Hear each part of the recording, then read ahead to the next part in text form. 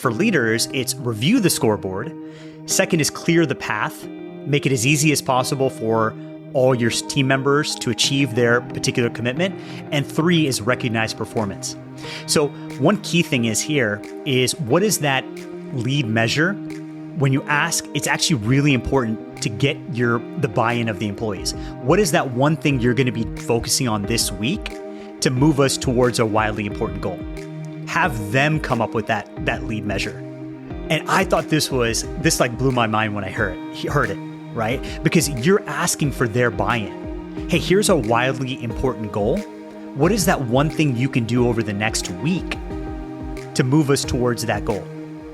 And then it becomes their idea. It doesn't become some order that's being barked on top of them or to them, but it's something that they buy into. Welcome to the Unlimited Potential Show. We believe that the biggest room in the world is the room for self-improvement. Join us every week on our journey to make self-development relatable and digestible. Now welcome your host, Dr. Ram Chirivu, and co-host Chris Morrell. Chris, how you doing, brother? I'm doing awesome. How are you? I'm doing well. I'm doing super well, right? As we like to say. But hey, so we got a little check-in to do, a little accountability check-in to do from the last episode. So as a reminder, we had a whole episode on atomic habits, and we wanted to inculcate some good habits and positive habits and get rid of maybe some negative habits in our lives.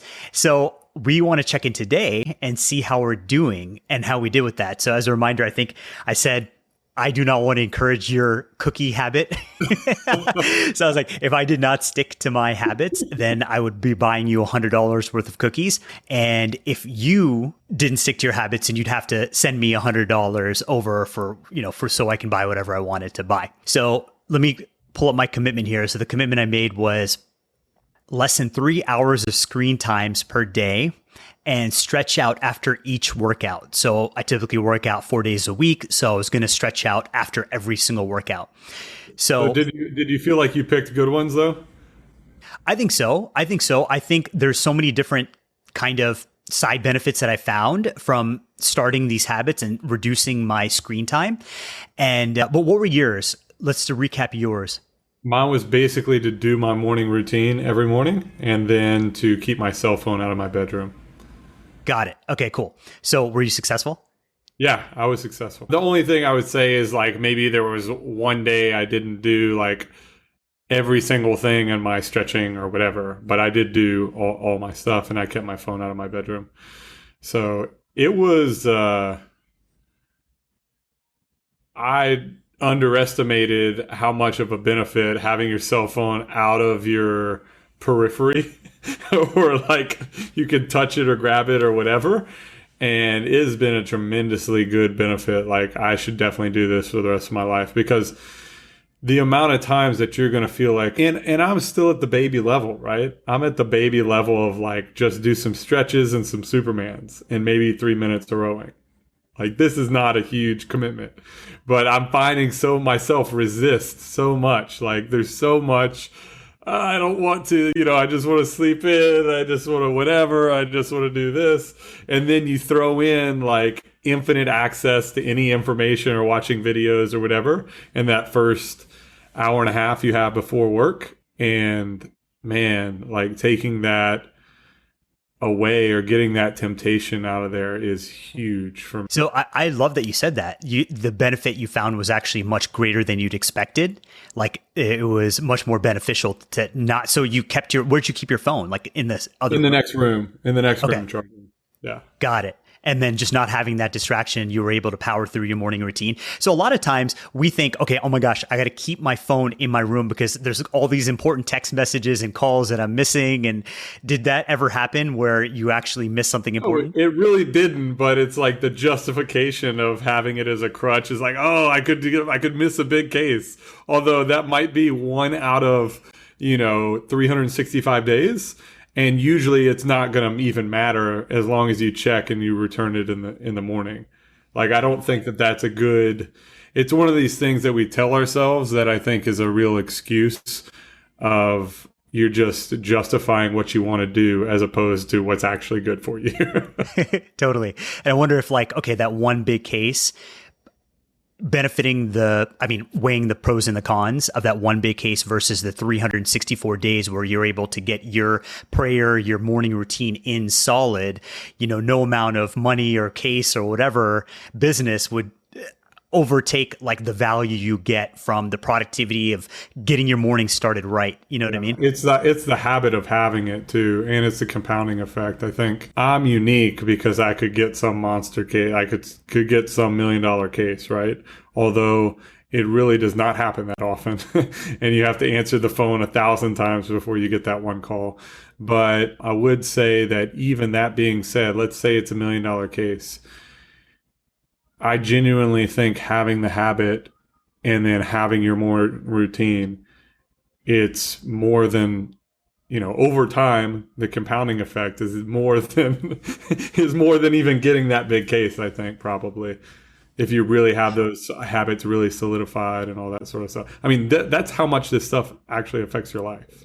Right. I bet I would make the argument as well, though, if you, on those 364 days, that when you're starting your morning off right, the rest of the day goes much more in alignment and you're increasing your chances of getting that $1 million case, I would bet, right? 100%. Yeah. And then we're talking about 30 minutes here or, overnight, I guess, what you might get a call, but like 30 minutes in your morning. And it's not just that. It's not that you're going to miss that call either. Like you're assuming you're going to just not get it. No, I mean, if they call you at 12 at night or 2 in the morning, what's the likelihood at 8 o'clock, they're gone? Especially if they're calling you, right? That means that you've already garnered a high level of trust. They probably got referred from someone who they highly trust. You're not missing the case on 6 hours. True. Yeah, man. So let me share some of my experiences with this exercise. So I am fully addicted to my cell phone. I'm going to admit it fully, right? And I have a problem. So I was like, you know what? I want to decrease the amount of dependency I have and just stupid stuff, right? Going on TikTok, watching random videos on YouTube, nothing that's furthering my career or my personality or whatever it might be. So there's a couple things that I did. One is I uninstalled the apps. I uninstalled TikTok. And I also turned my phone on grayscale. So this is actually a really interesting exercise. So you probably can't, so my phone is completely in grayscale. So the entire screen is just gray. So if you're listening, like I'm showing Chris my phone right now, and it's there's a way on your iPhone, I think Android has it too, where you can just turn off all color on your phone. So one thing, I found this to be tremendously beneficial for 2 reasons. One, because I become acutely aware of how many times I mindlessly just picked up my phone, even though I didn't need to check anything. I didn't have anything important going on, but I just picked up my phone out of habit because I have 30 seconds to kill waiting in line waiting for my food. Pick up my phone. I don't have anything to check. I don't have anything meaningful to do. Or, okay, in between meetings, I have 2 minutes to kill before jumping on to my next meeting, getting on TikTok and watching a video. Again, meaningless things happening where I could be doing much more productive things with that time. What have you seen as the biggest benefit of changing that sort of behavior, like of that addictive type behavior? Yeah. So I think before I get there, I'll say the first couple of days, it was really hard. And I just became acutely aware of how many times I was just picking up my phone, checking messages, getting that little dopamine hit. And I think especially in the afternoons and the evenings, I found that my pattern was to pick up my phone. And it's so crazy. It seems so innocent, but then at the end of the day, you look at your phone and you spend an hour and a half on TikTok or, an hour on YouTube, just, wasting time. Right. Yeah. And so I think the first few days was really tough because I would automatically reach for my phone. And then probably day 3, day 4, I became more aware of it. And instead of reaching for my phone, I became aware of that desire to look at my phone. And by day 5, day 6, it completely kind of waned off. It's still there, but it waned off and it lost its significance.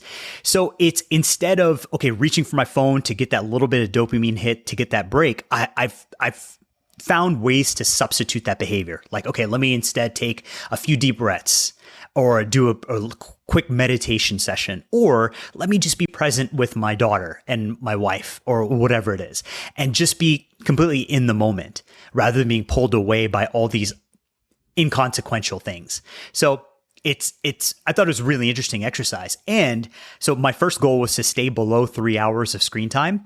And actually, I was really surprised every day since we last recorded, I've stayed below 2 hours, except one day, I think I just went like to 2 hours and 20 minutes. But so my goal was to stay below 3 hours. I actually stayed below 2 hours every single day. And just by changing two things, one is making my phone grayscale and eliminating my most time wasting apps. So that simple, like little interventions, and we talked about in the previous episode, is making it difficult to access, and deleting the app makes it difficult to access, and make it less appealing. It was one of the key tips we gave, and making the phone grayscale makes it much less appealing. And what's effective about making your phone grayscale is that you can still do the important tasks. Like the phone is a very useful tool, right? It's a very useful tool when used in the proper context, when used properly for the things that can actually move your life forward. So those types of things, my email, my text message, my reaching my loved ones, making phone calls, I can still have full access to that. My maps to get to from point A to point B, I still have full access to that. It's just all those time wasting things are much less appealing, like TikTok or getting on YouTube or Instagram or whatever it is, right? So making it less appealing is so important. It's so key. How crazy is it that if you're feeling this way, how much 8 billion people have the same inculcated habit, especially people younger than us, of how attached they are to their phones and how much they're being influenced by everything that gets put on those phones. Totally. You know, like to me, that was the biggest insight. Is I was convinced, you know, we need to do some content, we need to do all these other things, we need to do some of this stuff, but I don't think I quite appreciated how much influence when just mapping my own behavior. And I don't think I'm that bad. But it's pretty bad. You know what I mean? Yeah.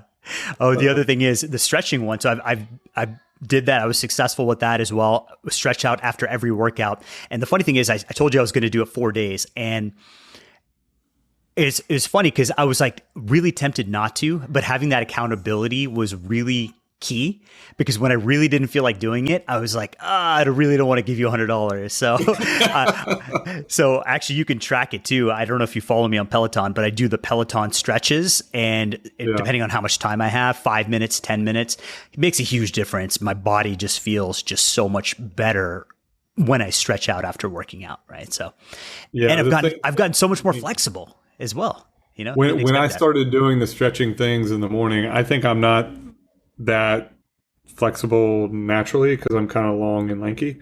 But when I started to do that, like all the muscles and the hip flexors and all that other stuff, that you're just used to sitting in a chair, you know, so much, or sitting in a car, or all these different things where you're not really moving around and doing all these things that you should be doing, that having a real well stretched out body in the beginning of the day, by the end of the day, you still feel really good. Whereas if you don't do that, it like accumulates over time too. Like how, I guess, cramped up and like kind of crappy you feel. Totally. Well, I'm definitely looking forward to keeping up these habits for sure and reporting back to you. Well, we should re-up it, you know, the cookie bet or the accountability, because that definitely helps. I don't need more cookies in my life. So I've officially signed up for the Spartan race. And the one I showed you, we just booked it. Me and some friends just booked it. So we're going big. Oh, wow. And then I'm pretty sure I'm going to see, even the way that I'm talking is non-committal. I need to just like commit. I'm pretty sure that I'm going to do the boxing thing in October. So we still have so many details to work out, but we're in the midst of trying to figure that out. So no cookies for me, long story short. Okay, good. That's good. Glad to hear that that's no longer a temptation. So you have a deeper why, a deeper motivation. So maybe after your fight, we can get you some cookies. So if you win. Yeah. Yeah, if I win. Yeah, cool. All right, man. So the topic for today is a book that I recently came across. I did a training on as well. It's called The 4 Disciplines of Execution by Chris McChesney. So I found this to be particularly impactful. I've done a ton of trainings, read a ton of books on leadership, and this one I found to be particularly practical and usable. And the biggest reason I think is because, especially working in the corporate world, there's so many people and leaders, they sit in a room and they love talking strategy. They love talking about strategy, and they use all these like strategic terms and, all these fancy terms and fiscal responsibility and this and that. But the problem is, the number one issue a lot of these organizations and companies face isn't strategy. The problem is execution. That's the biggest problem that a lot of these companies have. And there's a quote from the book, there's always more good ideas than the capacity to execute. There's always more good ideas than the capacity to execute. And the strategy is broad reaching and the ideas are plentiful, but the capacity to execute on those ideas and make them a reality is much more limited. So that's where the challenge comes about. What was your key insight into listening to the different steps and hearing them break down how you focus very narrowly on what you want to happen, and that by having too many goals, it's a negative correlation to getting things done? What was some of your key insights? Yeah, the biggest key insight and why I think I like this system or this approach is because it recognizes the challenges to execution and brings that to the forefront. The reason why strategy isn't executed on is because what they call the whirlwind, all the fires you have to put out on a day-to-day basis, all those tasks on your daily checklist that you need to get done just to keep your business doors open, right? All those things are the way Chris McChesney describes it. It's like crabs in a basket. One crab is just about to get out of that basket. It's that one strategic initiative that's just about to achieve escape velocity. And then all the other crabs pull it down. You're just about to achieve that goal. And then all the other day-to-day tasks that need to get done distract you. And then all of a sudden you're no longer going towards those strategic goals. And the reason we don't achieve those strategic initiatives is because they're not urgent. What is urgent? That thing that if you don't do, that payroll is urgent. That if you don't pay your staff, they're going to walk out, right? All those things are urgent that have to get done. And all those strategy things end up going to the background. And I really like the fact that they acknowledge this fact. The reason things don't get done is because of that whirlwind. And my favorite example of what it's like a whirlwind is safety in the airline industry. That is a day-to-day activity that's not a strategic initiative. That's a basic initiative. That's something they have to do just to keep their doors open as a business. So the other thing for our podcast, if you take the example of our podcast, what are the day-to-day things that we need to be doing is recording an episode and posting one episode per week. Those are the day-to-day things that tend to bog you down and distract you from those long-term type things, right? So if we're talking about the strategy type activities, the big growth type initiatives, growth hacking type initiatives, if I'm wanting to do that type of activity, but then I have to post the episode, that's a crab pulling me down. And I'm like, okay, well, the strategy can wait. And then let me just focus on the things that need to get done, right? By the way, have you ever heard of, what is it? Eisenhower's Matrix? I don't think they have. No. Okay. So this is actually really interesting. I heard this several years ago, and I've actually used this. The Eisenhower Matrix, there's 4 quadrants to it. And it's actually a really effective way to prioritize your to-do list. So there's 2 axes. One axis is important, and the other axis is urgent. Important and urgent. So the top right quadrant is important and urgent. The top left quadrant is important, but not urgent. The bottom left quadrant is urgent, but not important. And then the bottom left quadrant is not important, not urgent. So hopefully those tasks in the bottom left, you're not doing at all, right? Yeah. But the tasks that are important and urgent are those whirlwind type activities, those day-to-day activities that are in that top right. And then strategy lives in that category. It's usually not urgent, but it's important. It's super important, right? And that's why it tends to go on the back burner. And those things get pushed on your to-do list. It gets pushed on to tomorrow. Okay. Or tomorrow or the next week or next month, right? So I really like the fact that they acknowledge the fact that there's this whirlwind. And to me, that's what really the 4 disciplines is about. It's about translating that strategic type activities into that whirlwind, making it part of your whirlwind activities. So I'll give you a quick example. Last week, we actually talked about James Clear, right? And Atomic Habits. And one simple quote, my favorite quote that I've used so many times, is that we don't rise to the level of our goals, but you fall to the level of your systems. So executing the 4 disciplines of execution is all about translating those strategic activities into systematic daily activities that you fall to the level of your systems. So make the strategy type activities part of your daily systems. That's what that really means. Yeah. So what I really liked about it was trying to translate what they were saying into practical advice. But what I mean by that is they would say, okay, your WIG, right? Your wildly important goal. And then they would say, what are your other goals to hit that big goal? Because there's 3, 5, 7, 10, 22 things that you have to do so for example, my business, right? Number 1 is getting cases. Probably number 2 KPI is caching cases. But there's underneath that, there's 22 things underneath each one of each team, the marketing team, and then the actual team to cache the docket, to do what's on the work that the firm has, is tons of tasks. But the way that they explained it was good in the sense that if you had to quant board out, there is 6, 10, 15, 20 activities that could go into getting a case, right? You could do mailers. You could do email marketing.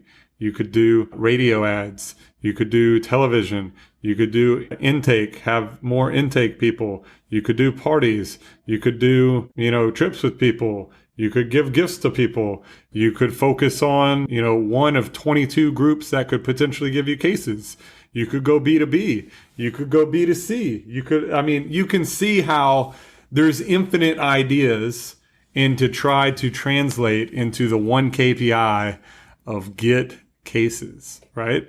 And then even within getting cases, there's 0 kind of crap cases all the way up to $1 million cases. So there's a wide spectrum of the quality of stuff that you're going to get as well. And that depends on what actions that you take. So, over the last however many years, I've been trying to narrow this down basically and do the same damn thing they're talking about, which is you got one big goal and then the sub goals underneath to get the one big goal to get higher, right? Of the quality stuff that you're talking about. But what I enjoyed about the talk was you really need to probably quantify all that crap into 3 or 4 or probably 3. You should probably do 3, not 4. You should probably do 3. 3 activities that are going to get you that main goal. And even though those 3 activities might only be 70% of what you could potentially do to get that goal, you don't need to do the 27 other things that are doing 30%, right? And if you do more than 3, like if you do 5 to 7, you actually get less output. You do 7 to 10, you actually get less. So it's like the more fragmented your attention is, actually the less outcome that you get. So you really need to be like insanely focused on 3 things that drive your one big KPI, and then just be really discerning about these 3 things that you want to do, and then do it every day to where you're pumping these numbers up higher to where this number's getting bigger. But you probably even need to audit within those 3, because if it's really 2 and you're doing a third one that's nonsense, that's not really producing, it's producing 10% and the other 2 are producing 60, you need to only focus on the 60 and just pump those numbers up higher, instead of fragmenting your time and attention on the third activity. That was the most kind of my practical translation of that is, if your family's life depended upon it, and in 90 days you had to get 10 cases or whatever the goal is, right? Whatever the wildly important goal is. If your whole family's life depended upon you hitting this number or not, what would you do? That makes you think like a gangster very quickly. Which is the whole thought process, right? Totally. What very few activities are going to get me the wildly crazy outcome? Right. Yeah. So the 4 disciplines, let's get into the 4 disciplines. And so you talked a lot, and I love the example that you gave in terms of the 20 different things that you could be doing in your law practice. So let's go into the 4 disciplines itself and then apply it to your law practice and the podcast, because there's a million things that we could be doing for this. Million things. Yeah. Yeah, totally. So if you were to summarize the 4 disciplines in 4 words, it would be focus, which you touched upon, leverage, engagement, and accountability, right? Those are the 4. So focus, leverage, engagement, and accountability. So again, the whole 4 disciplines is about translating strategy down to execution and making that strategy part of your day-to-day systems that you're already doing every single day. So discipline 1, again, is focus. So you had mentioned focus specifically on wildly important goals. It's about putting your finest efforts to 1 or 2 goals that will make all the difference, instead of giving mediocre effort to so many 20 different goals, right? What are the 1 or 2 things that are so wildly important to the core of your business that if you had to... Yeah. I should have listened to this thing like 5 years ago, dude. I can't tell you how much suffering I've gone through of like there's always another idea. There's always another whatever. It's like, no, man, you don't need more ideas. You need focus. Totally. And that's the thing, is that as a high performer, you're obviously a high performer. The tendency of any high performer is do more, work harder, do more, do this, add on this, delegate this, do more. But it's actually counterintuitive, is what you were just mentioning. The more goals, the less follow through. And that's one of the key tenets they talk about, is they've done studies on this. If you have 2 to 3 goals, the likelihood of execution is very high on those 2 to 3 goals. But the more goals you have, the less follow through you have. So it's kind of a counterintuitive concept here, right? And the biggest challenge, and I think a lot of leaders struggle with this, and a lot of high performers struggle with this concept in particular, because the more goals you have, the less follow through you have. And what does that mean? That means you'll have to say no to some really good ideas. And I think that's a huge challenge for a lot of high performers and go-getters. And you know what I mean? Oh, it's so hard. I mean, it's like, oh gosh, I get ideas all the time. And I'm just thinking, oh, this is going to like blow it up. This is going to blow it up. But I've also started to realize too, like in executing things, as you get deeper down into the road, you understand all the details that are further along that you can't see when you're first coming up with the idea. Mm-hmm. And there can be 1 or 2 or 3 critical things that are going to allow you to not be able to execute that idea. You know, I could give you more than a handful of ideas that I've had recently that we went down the road and then we pivoted because we realized, like, once we got 60% down the road, that a detail came up that would allow us not to be able to do that. Like, it would just be impossible. So yeah, the focus is super important, but I think also going fast to realize whether this is one of the three ideas. It's very difficult to probably take 10 and be confident that these three are the three. Because if it was so clear from the beginning, like, you wouldn't be having all these problems. Like, right. You would just know, and you would pick it and you would do it. True. Yeah. So one concept they talk about it in the book is, can you reduce your strategic intent to the fewest number of targets in your organization? So it's what you're talking about, getting down to those 2 or 3. What are the fewest battles needed to win the war? Right? Yeah. I really like that.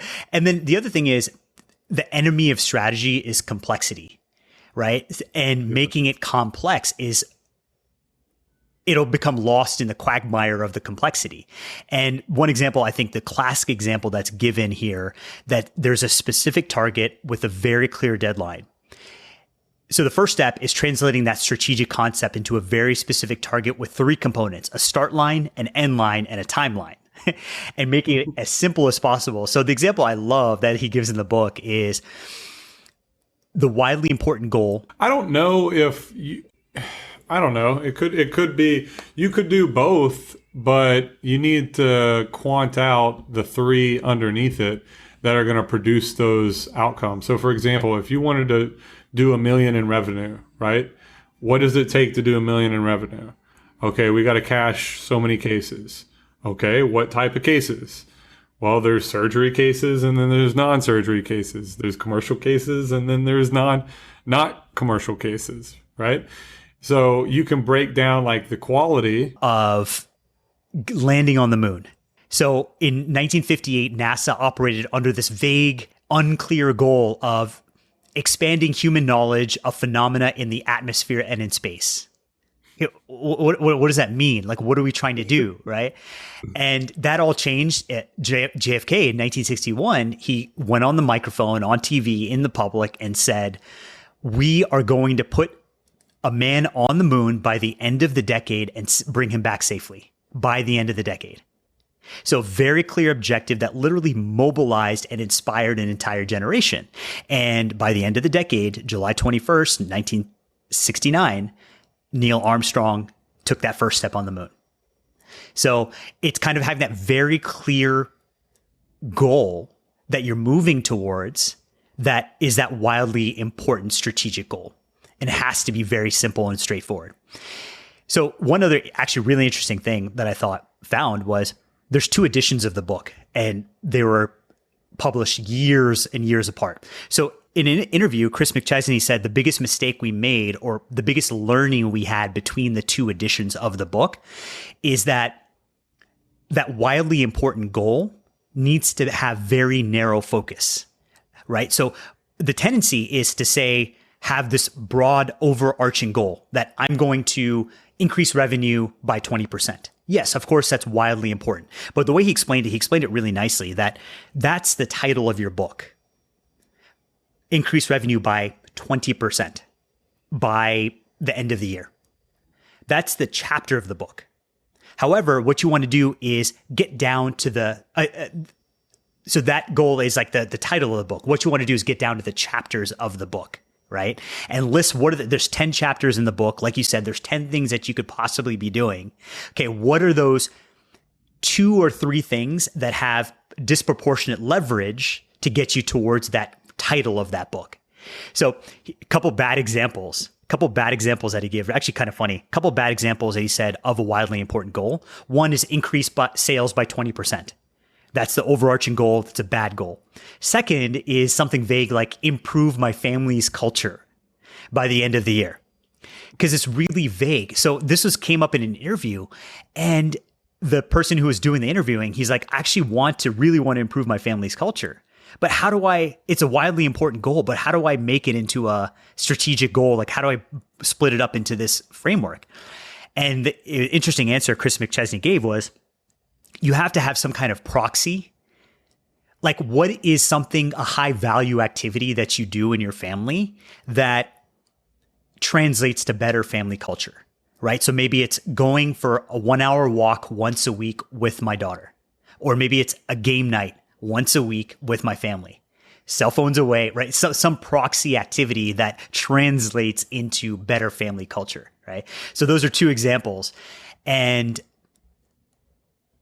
so I think that's like two examples of kind of like, so I think for our podcast, what I was thinking of was, okay, I think the obvious goal would be to get to 5,000 listeners by the end of the year, right? And I think that's probably too broad. That's the that's the title of the book. But what we want to do is get granular into like the chapters of the book. You know what I mean?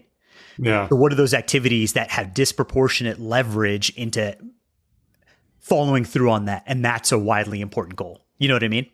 Yeah, for sure. Or you just have to keep breaking down each little goal into the subcomponents so you can pick one of the three things or whatever that if you do this behavior enough, it's going to get the big behavior. So like, I mean, yeah, I think you probably do need to have the big goal like that. You need to say 5,000. You need to be clear. 5,000 by X amount of time.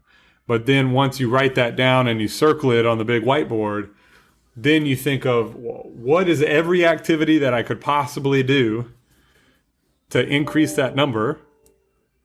And then what behaviors do, and then write them all out and then go with your best friend and be like, okay, this is a top one. This is a top one. This is a top one. This is a top one. This is a top one. Okay, now you got 5. And then you got a debate between, well, if I did this one activity and you did this one, who would hit it faster? Like, and we're doing it at the same rate. Like you're getting 2 guest appearances and I'm running 2 commercials. Like right. that could be 2 separate ideas. Now, what is going to get the outcome of the listener the most? You could run an ad, or you could go do a guest host on a show. Right. But those are 2 different strategies, and they're like 18 different things that you could do as well. I think that's probably the best way to do it. But the way that I'm doing it here at the firm, which I've only really recently started to do, is every single person has a KPI that they're responsible for. So it's like the reason you're at the firm is to pump this one number. Right. Now you're doing a lot of different things. You're doing a lot of different crap and all that other stuff. But your main duty is this type of referral. Right. You're over this group of people. Everything you're doing is to get me in the room with these people, to make friends with these people, to get cases or referrals from this group of people. Right. And there's a ton of things that you could potentially do to get there. And then we break out the 4 duties. Like maybe it should even be tighter than, what I have for them. But we've got that KPI. Then we've got the macro, 4 to 5 things to get that KPI higher. And then I just started to do like a morning checklist so that they can prioritize the things that they need to do, like the sub goals of the sub things to move the number. Like every morning, boom, check this off. And if you're checking this off, then you're checking these things off. If you're checking these things off, this number should be getting higher. Right. That's how and each person is now structured at the firm like that. Right. Yeah. So actually, let's get through the 4 concepts and then we'll break it up into the podcast. I think that's probably the best way to go through it. And I think you've kind of already structured it that way by default in your law firm, which is really cool. So, I literally did like, we went over this topic today. This is what I've been doing the last 2 months. Sure, I'm 5.5 years in. Yeah. Yeah. So discipline 2 is leverage, right? It's the discipline of leverage. It's about applying the disproportionate energy to the behaviors and activities that lead to or predict achieving your wildly important goal. So I think the biggest thing here, the biggest concept here is lead measures versus lag measures, or lag measures versus lead measures. So this is actually a concept that was completely new to me. Had you ever heard of this? I've never heard of this, but this is like macro goal, micro goal, and the micros hit the macro, and you got to focus on the right micros, basically. Right. So I see it a little bit differently. So the lag measure versus the lead measure, the tendency of a leader is to focus on the lag measures. So the lag measures are things that are indicative of past actions, right? So for example, a sales report, or customer service satisfaction results. Like, you get the results on a report. You can't go back in time and wish you treated your customers better, right? Yeah. So they're indicative of past actions.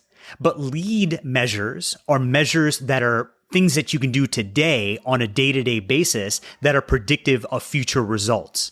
So the two quality of a lead measure are they're predictive of the desired wildly important goal, or WIG, and they're influenceable, meaning that you can actually do something about it. So the tendency is that most people tend to focus on the lag measures. And when we do that, the problem with that is that you'll feel like a failure over and over again. You'll feel like you're falling short, right? And the example they give is weight loss. Right? If you want to lose weight, and you're set this really ambitious goal of losing 10 pounds by the end of the month, right? Yeah. At the end of the month, you get on that scale and you lost 3 pounds. You feel like a bum, right? Because you didn't achieve that goal. But the problem is that's a lag measure because it's indicative of your past actions. But a lead measure that you should be tracking is things that are influenceable and are highly predictive of your goal, of that wildly important goal. So for example, calories, the amount of calories you're eating, or the amount of exercise you're doing. Those are influenceable because you can affect both of those behaviors. And two, they're highly predictive of your goal. Yeah. So we tend to track those lag measures and spend most of our time tracking the lag measures. What's my weight on the scale? When we should be spending the majority of our energy on the lead measures. Well, how many calories am I intaking, and how effectively am I exercising, right? So I thought that was really good. Like, it changed my mindset because I'm like anxiously like, it's like focusing on your report card at the end of the semester, right? Yeah, instead of studying. Instead of studying, right? Instead of studying, right? So it's like a lead measure in that example would be, I'm going to focus study 1 hour every single day on a particular topic. The lag measure is, I'm going to get the best grade possible. And you're just waiting till the end of the semester. And when you don't achieve your best grade possible, then you feel like a bum, right?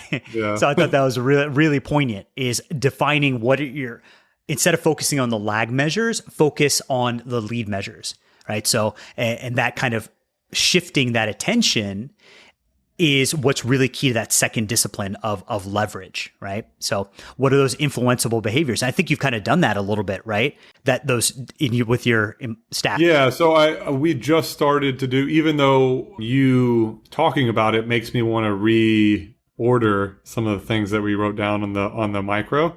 So like on the daily stuff, they just today, Janae was actually going through, and we went through the 8 different things that they're going to do.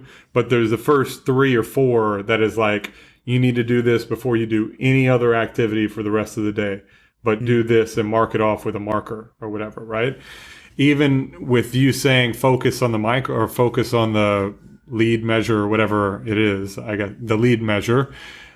I should be prioritizing the lead measure to the highest ranked. Like, out of those 4, which one's going to get me to the lead the most if I had to cut all the others? You need to put that number 1. You know? Oh, totally. Yeah. And so I could probably re-go through the things we just went through and reprioritize them. But we've done it, though, at least. Yeah. Right. And I think prioritizing according to what's most predictable of your desired wildly important goal and what is an influenceable behavior, right? And that's the biggest thing. I think that's the biggest takeaway. Like one of the biggest takeaways I took from this is defining even just what a lead measure is and what a lag measure is. And I think that's the tendency. I think that's the biggest mistake, is to focus on the lag measures. You know, what are our lead and lag for 5,000 by January 1? January 1, what are league? So, I'll break down exactly what we just did for Janae, and then I'll tell you the KPI, tell you what she's over, tell you the micro and the macro stuff, and what we're doing on a daily versus what I'm checking every Friday, what the number is. Okay. I think that's would be really cool to go through, but let's go through discipline 3 and 4, and then we'll circle back and apply these 4 disciplines to our podcast, right? So discipline number 3, and I think you're going to find this, I think this one's going to be your favorite. And discipline 3 is engagement. That's the word that describes it. So before we get to engagement, how to keep people most engaged, there was a book that was referenced in one of the interviews I was talking about. And the name of the book is 3 Signs of a Miserable Job. 3 Signs of a Miserable Job. And I think this will resonate with you. So there's 3 qualities.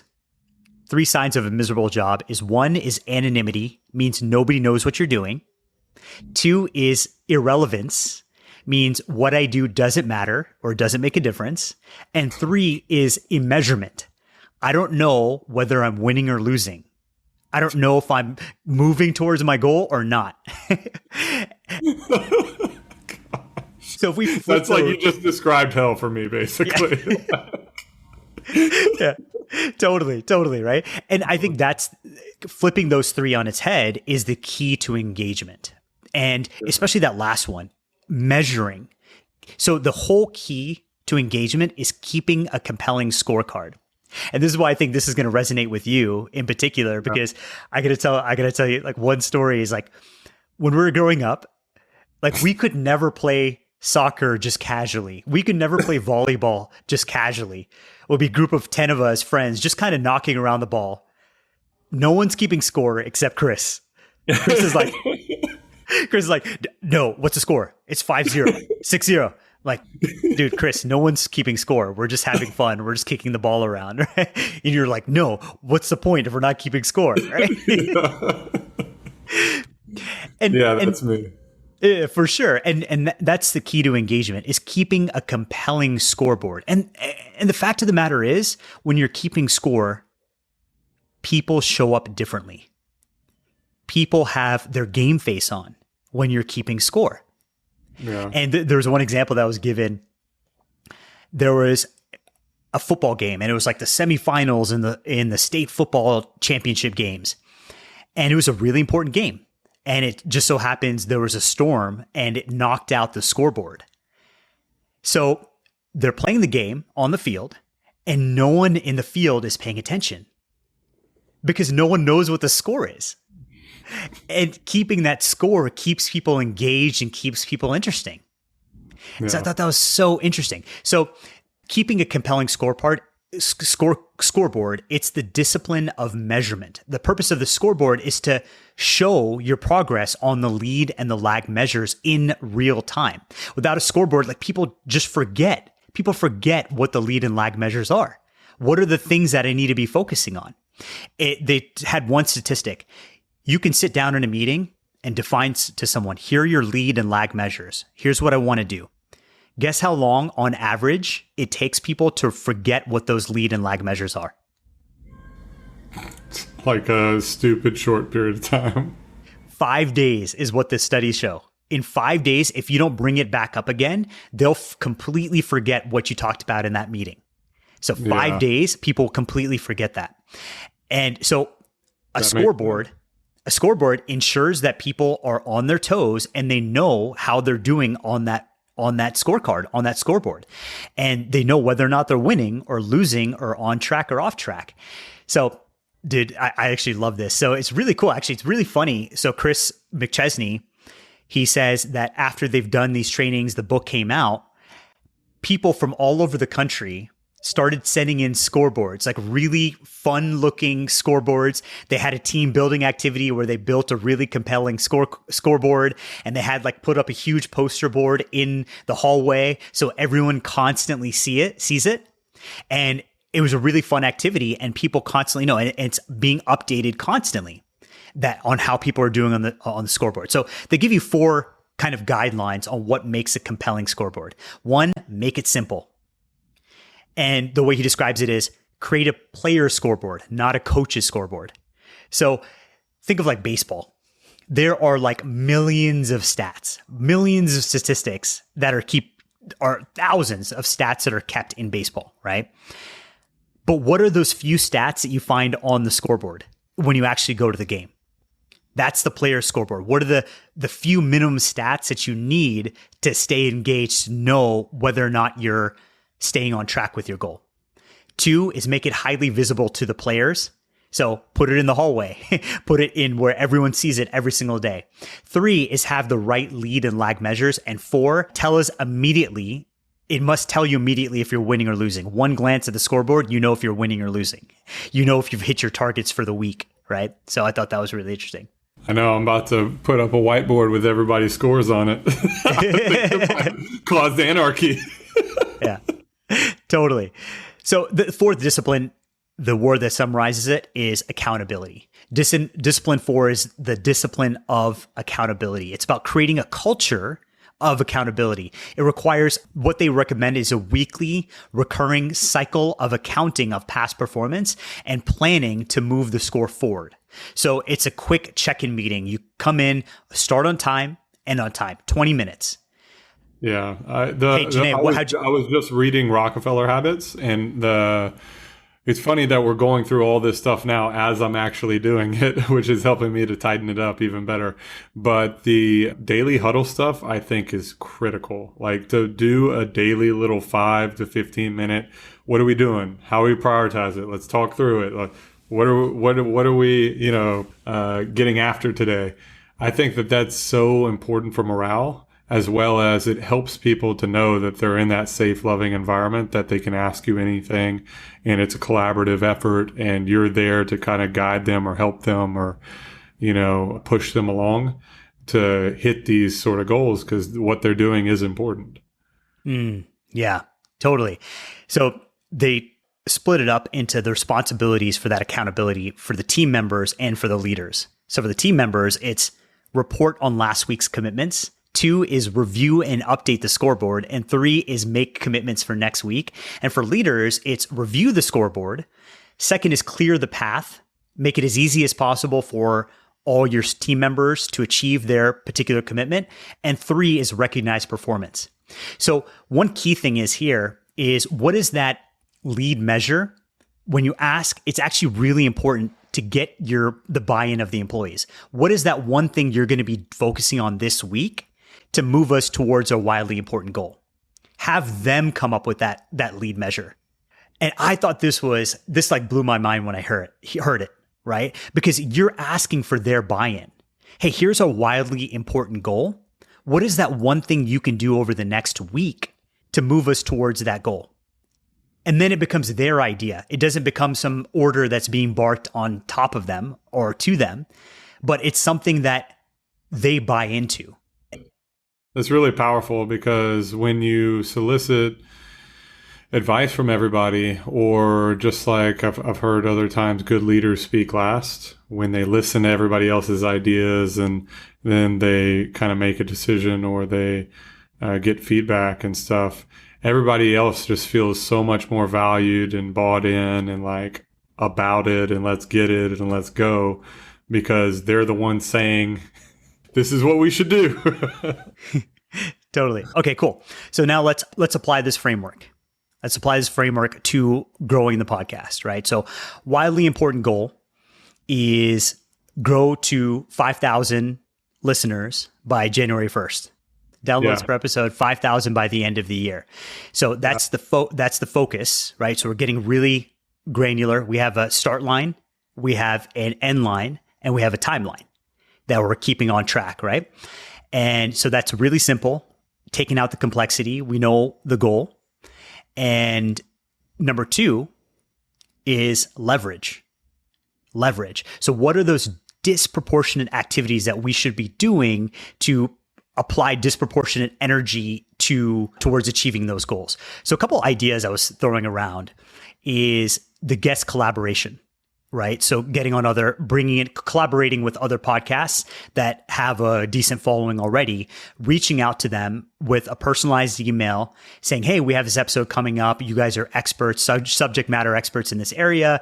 We would love to bring you on and do a collaboration on this episode, and reaching out to them personally and getting people on board with that. And the second thing I was thinking about is increasing engagement. So we have a private Facebook group that we've kind of, I think, not been as engaging as we need to be.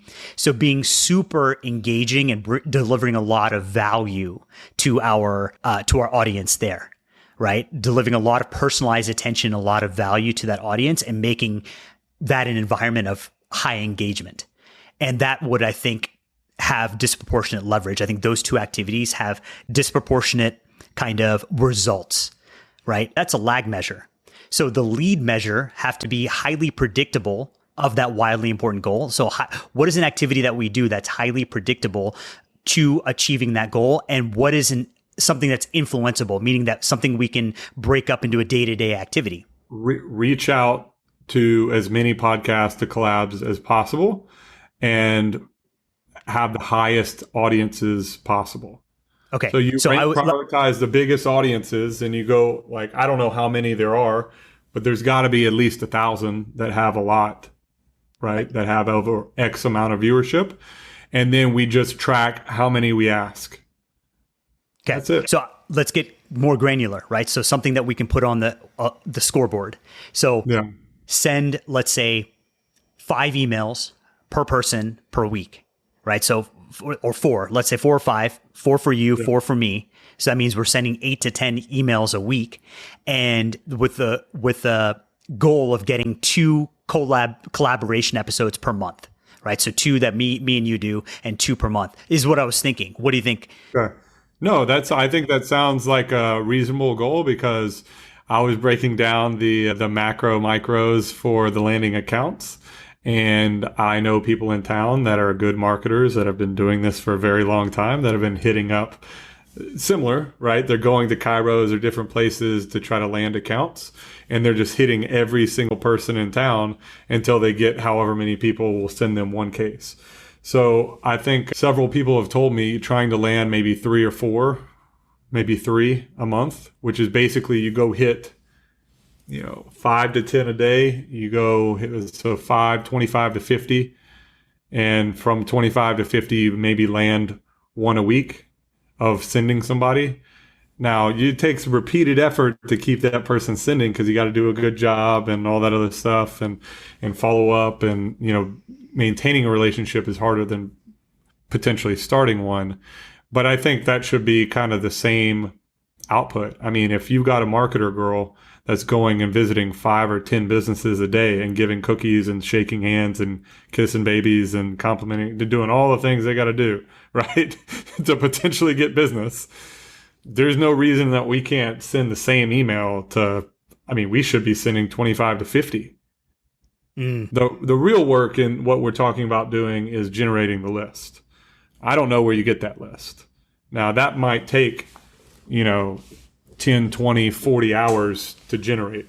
But then when you have the list, then you talk strategy about how you, like, even this one little micro step of executing the emailing, there's a whole ton of things that have to go on for us to be prepared and have the show and have them on and the email and all that stuff. But I think if the one micro lead measure that you're trying to measure to get to the 5,000, it's how many emails or phone calls. And I would say you need to be doing both. You need to be hitting them every which way you possibly can. Instagram, email, Facebook, LinkedIn, call. But then even in the ways that you're reaching out, you got to quant measure that lead. What's the highest likelihood that you're going to land via phone call, via email, via Insta DM, via whatever? Right. So the thing is, so the 4 emails per week, 4 to 5 emails per week per person are the highest conversion. So we got some guidance on this, is the personalized email. Hey, I really liked your episode number 525, where you talked about this and this. Here are my key takeaways that I really appreciated by this. We're actually doing an episode on the same topic coming up next month. We'd love to invite you to come on our podcast and speak about that, right? Because if those 50, 100 emails are, I get so many of those every single day, delete is just a generic email, right? So I think, the title of our book is 5,000 downloads per episode by the end of the year. The first chapter, that major, wildly important goal is guest collaboration podcast twice a month. And the lead measure on that is sending 4 to 5 personalized emails and we'll talk about the details of that email, later, but per week. I think the micro for the collabs, like, we need to talk strategy, and it probably will. Let's talk it out right now. That way, the viewers get to listen to a real-time strategy of how we're trying to pull something off, because there's a lot of different ways that you could try to pull this off, guys. That's why execution is so freaking hard, is because even in this one thing of trying to contact people to get we know that this is the best idea. There is no other idea. This is the one best idea. Just trying to do this one best idea. You can email them, you can DM them, you can Facebook, you can go and LinkedIn, you can message in comments, you can make a phone call, you can track down where their assistant lives, you can go to the bar that they drink at and make friends with them and buy their tab. You can, there's a lot of different ways that you can potentially get in touch or reach this person. But even of those 8 different ways that I just listed out right there, you have to think of what's the easiest and what's the highest probability of success.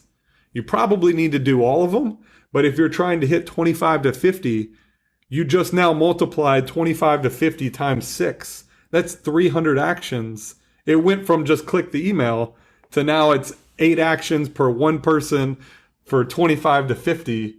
You can see how this gets very cumbersome. And this is just one activity for one lead for this. There's 18 ideas that you could have picked. That's why it's so important, guys, to focus. Pick the radical move. You don't have time to do anything but radical things if you actually want to stay in business. You can't. Right. You're going to go out of business. Okay. So radical move, 4 emails, personalized emails, not a generic, template that you're just forwarding onto random people, but a personalized email, 4 per person per week, with the goal of getting to 2 collaboration episodes per month. Okay. I think that we should add in phone calls, because phone calls are going to be more effective, I think. Sure. If you can. Sure. And what other activity do you think is the highest use? So I wouldn't say doing more than 3, but this is why it's funny. It gets back to the wildly important goal. You really shouldn't have more than 3 sub goals to a goal, any goal. So you got this big ass goal right here. You should never have more than 3. And then of that one goal, you should have no more than 3 micro to that, because each sub component gets super unwieldy or whatever is what I'm trying to say, which is why that was the biggest insight for me of this whole thing is never have more than 3 goals to a main goal. Right. Yeah. Whatever you're picking. So we have 2 wildly important goals, right? Keep that in mind, right? 2 wildly important goals is having collaboration twice a month. Yeah. Collaborate with another podcast twice a month. And 2 is to increase the engagement of our private Facebook group, right? Those are 2 wildly important goals, or WIGs. The other thing is that, hey, we already have a group of people that know us and like us. They're not downloading our episodes.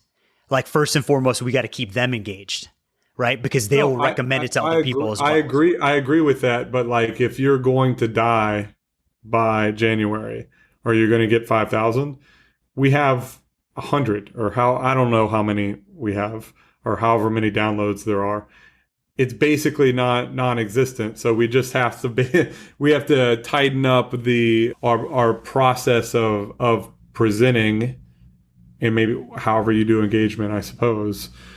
And we have no distribution. That's where the real issue is, which is that this goal is the whole thing, I think. Right. So then, this goes back to, is our title of the book correct, right? Because I would argue, hey, man, I would love if we have 500 people in our group and we have 500 downloads every single episode, and all of them are highly engaged. They respond to all of our posts. They comment and like. I would much rather have that than have 5,000 people. No one comments on anything. There's no interaction. You know what I mean?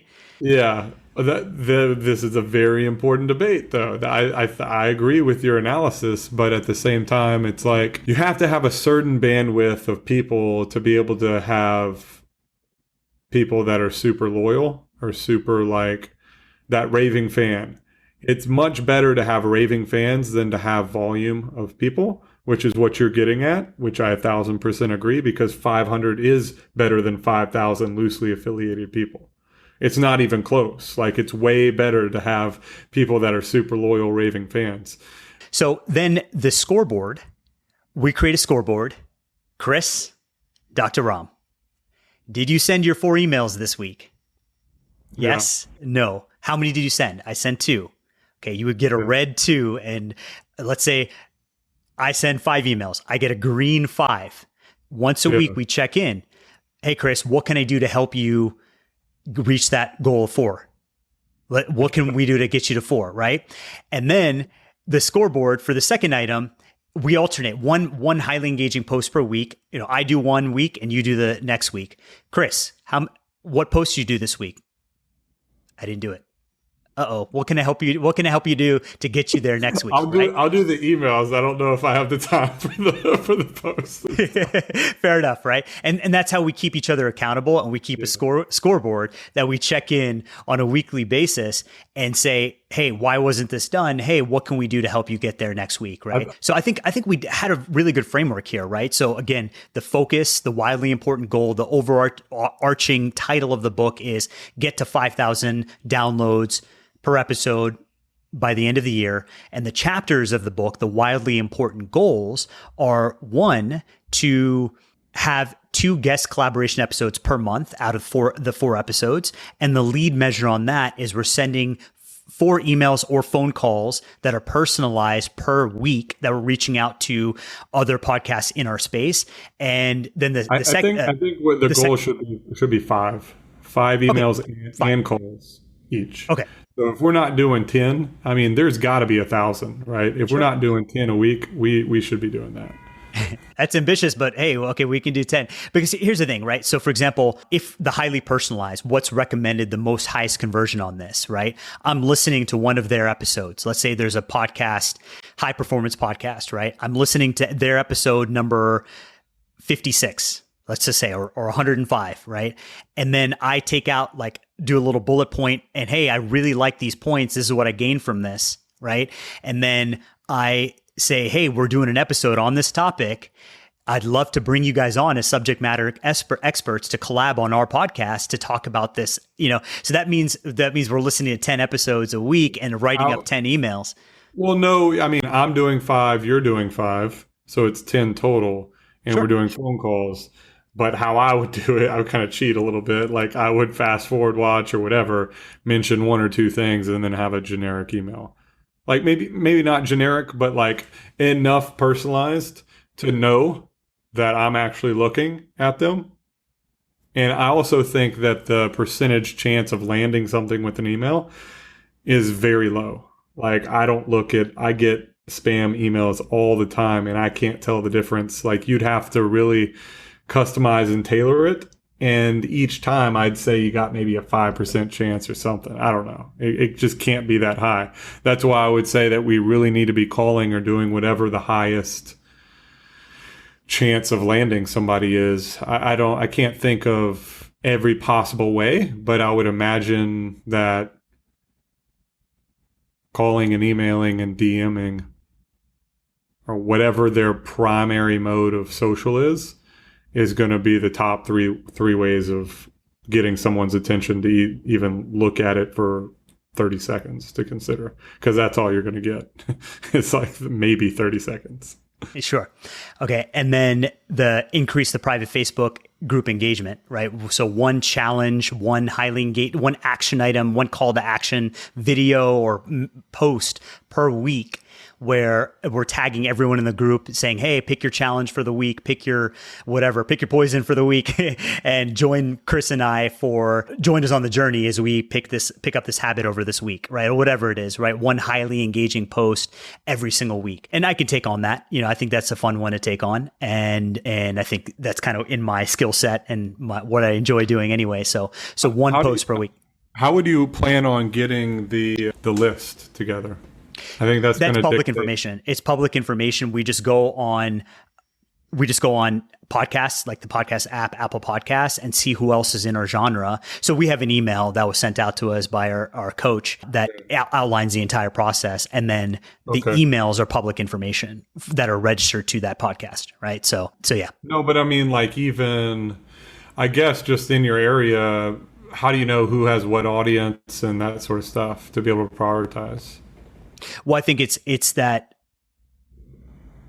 picking people that are in your genre, and you can see like the top noteworthy shows, the top ranked shows, the top 200, and those are the ones that are higher in audience than us and higher in download count. You know what I mean? Yeah. So we just go off that list, right, and then work down that list from there based on the genre. Okay. Parallel genres. Sense. Yeah. Well, that seems easier than it was. I guess, is there phone numbers and stuff associated with that? Like, because there's going to be a decent amount of groundwork, even getting the basic info to be able to get what you need to get. Sure. And we can talk about that offline too. I think it's just, I really want to emphasize the points of the structure of the 4 disciplines here. And then we are doing the disciplines. This is the practical, we're executing right now. You know what I mean? Like, these are the nitty gritty granular details in which nobody really talks about, but it's like, to even do one little thing, it takes 7 levels of detail. Right. Where you have to make decisions. That's why Amazon and all these other people are talking about decision fatigue, because it's real, man. Like, people have no idea how many decisions that you're making when you actually are executing at a high level. I mean, today I must have made 1,000. Like, you don't even think you're making that many, but you actually do. Sure. Yeah. So I don't know. The short answer is I don't know, in terms of like, I don't think there's phone numbers. I think there's a email that's publicly attached to your podcast. We can definitely get the email. And then in terms of, it'd be interesting to do a little scoreboard in terms of competition, how many emails we're sending out. Let's say you're doing 5 a week, I'm doing 5. What's our conversion rate? Right. Because then we get super granular in terms of like how much effort I'm putting into those 5 emails or those 5 phone calls to get a and how effective is it, right? You can send it off, but if it's a half-assed job, or it's like not very visually appealing, or grabbing their attention in the first 3 seconds to then make them read, to then consider, to then potentially reach out. Like, there's this is people's jobs. They literally have, I was looking through this the other day, they have lots of businesses that all they do is try to do collabs for podcasts. Right. They have a whole agency to just try to book you up for countless, podcast stuff. I mean, they're literally getting paid however much money they're getting paid to do what we're talking about doing right now. Right. Oh, I get emails from them every day, and they're all generic emails. And if it's the 1 or 2 that I get that are personalized emails, I actually read, and I've actually subscribed to a couple podcasts just from getting those personalized emails. And I'm like, oh, this guy put in the effort to reach out to us and put a personalized note in there, and it caused me to take action. Right. So I thought that was interesting. So the other thing is I'll draft up a scoreboard. I think that'll be a fun way, for us to visually see the scoreboard, and we'll check in every week with the audience. What would be every hilarious episode is, like, if in the top right, I don't know how you'd integrate this. You have Ramesh, Chris, and then how many emails, or like just the number, and that would like represent how many emails that we've had, and then the KPI of how many downloads in the last episode or whatever, and then how many weeks until the goal. Or like 222 days until next whatever. Totally. Yeah. So this will be fun. We'll bring the listeners on with us on this journey. I'll keep a scoreboard live, and we'll keep ourselves accountable to each other and then to our listeners as well. So be a fun activity. So, man, just to wrap up here is 4 words to summarize it. The 4 disciplines: focus, leverage, engagement, and accountability. Focus should be timeline, start line, end line, timeline. What are those lead measures that you could be tracking that are highly predictable and are highly influenceable towards reaching that wildly important goal or that WIG? And then engagement. I think scoreboard is a really fun way to just really keep people engaged. And so one interesting point here actually that I want to mention is that people don't want to disappoint their bosses, but they really don't want to disappoint their peers. So I thought that was really a valid point because, hey, there's 10 people on your team and they're all on the scoreboard. Hey, they're each supposed to be sending 4 prospecting emails per week. And everyone did it except that last 2 people. And everyone's on board with the wildly important goal. And those first top 8 people are like, hey, come on, let's do this. We're really making progress towards that goal. And those 2 people, they don't want to disappoint their peers. Those other 8 people that are in it with them, right? I thought that was really fascinating. And actually, I used to keep a scoreboard when I was back in working for a big box retailer. We kept a scoreboard. And dude, we never had so much fun working in the pharmacy as when we kept a scoreboard, because we'd poke fun at each other and be like, hey, what's going on? Slacking off this week? You need some more coffee? You need some more caffeine? And just poking fun. And the accountability, people were laughing, people were having fun. But then at the end of the day, it kept that accountability and engagement because people were like having fun and like making sure they got that extra, whatever it was on that scoreboard. It was just a really fun way to keep people engaged, right? I think this will be a fun way for us to keep engaged. And then last is accountability, right? Is we're checking into each other every single week. Like, hey, Chris, you only sent 2 emails this week. What's going on? Hey man, I didn't do that post. I didn't do that highly engaging post this week. You're asking me, hey man, what can I help you do this week to make sure you achieve that goal, right? So it's checking in, having that quick accountability meeting every single week, and we can check in on the episode as well to make sure that we're keeping each other accountable. So it's gonna be fun. Yeah, I think so. We should definitely work out how we get it on the screen right here, like the number. The how many you've done, I've done, and then the countdown, the days countdown till deadline. I think that would be pretty cool to have. Awesome, man. It's a fun episode. I think what I really liked about this book is that they acknowledge the whirlwind. They acknowledge the daily struggle, and how do you translate strategy into daily actionable items and keep people interested and keep people engaged on that process, right? And that's what we've done here, right? Is that we have that wildly important goal, that strategy, but we've broken it down into, hey, what are the actions I need to do on a daily and weekly basis to move and sprint towards reaching that wildly important goal. So cool, man. Take care. We'll check in next week. Thanks for listening to another episode of the Unlimited Potential Show. Links to the stuff we mentioned can be found in the show notes. And while you're there, be sure to join our private Facebook community for exclusive content and to connect more with Chris and Dr. Ram. If you like this episode, be sure to subscribe or follow so you never miss an episode. If you want to help more people discover their unlimited potential, we ask that you share this episode with someone you know who needs it.